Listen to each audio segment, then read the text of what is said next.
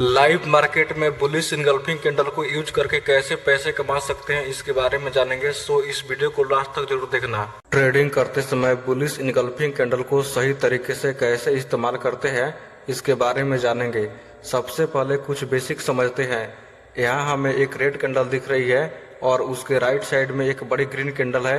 एक green candle red candle को पूरी तरह इनगल्फ कर रही है।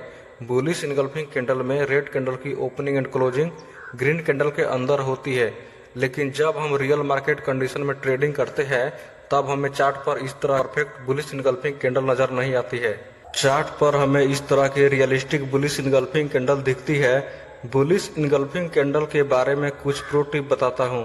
Tip number 1, bullish engulfing candle में इनगल्फिंग कैंडल से पहली कैंडल की साइज दूसरे कैंडल से हमेशा छोटी होती है। टिप नंबर 2, ग्रीन कैंडल की बॉडी साइज जितनी बड़ी होगी उतना ही हाई परफॉर्मेंस सेटअप चार्ट पर बनता है। Tip number 3, bullish engulfing candle में कैंडल विक जितनी छोटी होगी कैंडल उतना ही ज्यादा रिलायबल होती है। Tip number 4, trading market condition में मूविंग एवरेज का सपोर्ट लेते हुए हैमर कैंडल के साथ बुलिश इनगल्फिंग कैंडल के बाद की गई ट्रेड एंट्री ज्यादा प्रॉफिटेबल होती है। टिप नंबर 5, अगर किसी सपोर्ट लेवल पर प्राइस दोबारा सपोर्ट लेते हुए बुलिश इनगल्फिंग कैंडल में बनाती है तो ये एक स्ट्रॉन्ग रिवर्सल सिग्नल होता है। जानने के बाद अब बुलिश इनगल्फिंग कैंडल को रियल टाइम ट्रेडिंग में कैसे इस्तेमाल करना है ये जानते हैं। Example number 1, trade entry with pattern breakout. इस चार्ट पर प्राइस बियरिश ट्रेंड में मूव करते हुए हायर लो पैटर्न बनाती है जिससे बॉटम में एक सपोर्ट बनता है और चार्ट पर एक ट्रायंगल पैटर्न फॉर्म होता है। फर्स्ट टाइम प्राइस जब सपोर्ट के पास आती है तब सपोर्ट को रिस्पेक्ट करके रिवर्सल करने की कोशिश करती है लेकिन फेल हो जाती है। मगर अगली बार प्राइस सपोर्ट के पास जैसे ही आती है उस वक्त बायर्स फिर से एक्टिवली बाइंग स्टार्ट करते हैं और चार्ट पर एक बुलिश इनगल्फिंग कैंडल बनाते हुए ट्रायंगल पैटर्न को ब्रेक आउट करके मार्केट में बुलिश ट्रेंड की शुरुआत होती है। Example number 2, trade entry with trend continuation.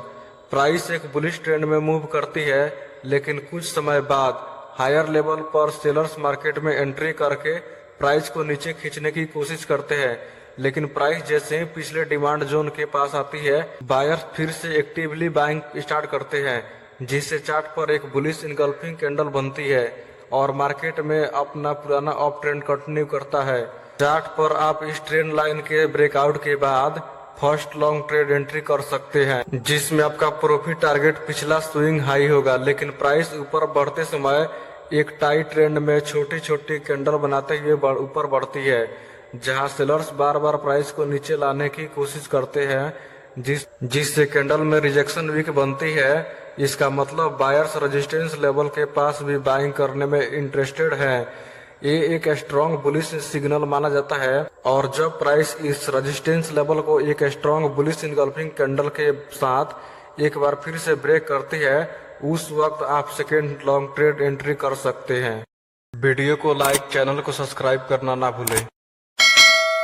Example number 3, trade entry after consolidation. इस चार्ट में प्राइस छोटी रेंज में ट्रेड कर रही है जिससे चार्ट पर एक कंसोलिडेशन जोन बना हुआ है। यहाँ ऊपर एक रेजिस्टेंस एरिया और नीचे एक सपोर्ट एरिया बना है। इसका मतलब यहाँ बायर्स और सेलर्स की स्ट्रेंथ इक्वल है जिससे प्राइस कंसोलिडेट होते हुए एक रेंज में फंस गई है।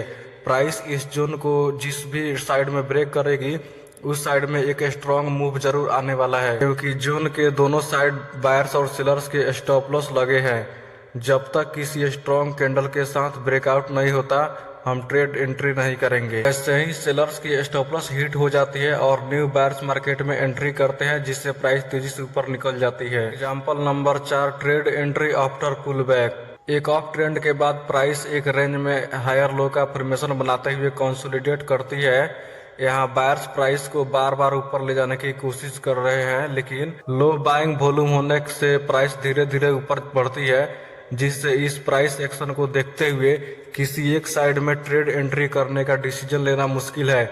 जब तक प्राइस एक स्ट्रॉन्ग कैंडल के साथ इस पैटर्न को ब्रेक नहीं करती तब तक हम सिर्फ वेट कर सकते हैं। कुछ समय बाद चार्ट पर एक स्ट्रॉन्ग बुलिश इनगल्फिंग कैंडल बनती है लेकिन यहाँ पैटर्न ब्रेकआउट नहीं होता। लेकिन कुछ देर बाद ब्रेकआउट के बाद रेजिस्टेंस लाइन के पास पुल बैक लेते हुए चार्ट पर फिर से एक बुलिश इनगल्फिंग कैंडल फॉर्म होती है, जिसमें हमें एक क्लियर डायरेक्शन मिलता है। इस कैंडल के क्लोजिंग के बाद हमें एक लॉन्ग ट्रेड एंट्री कर सकते हैं।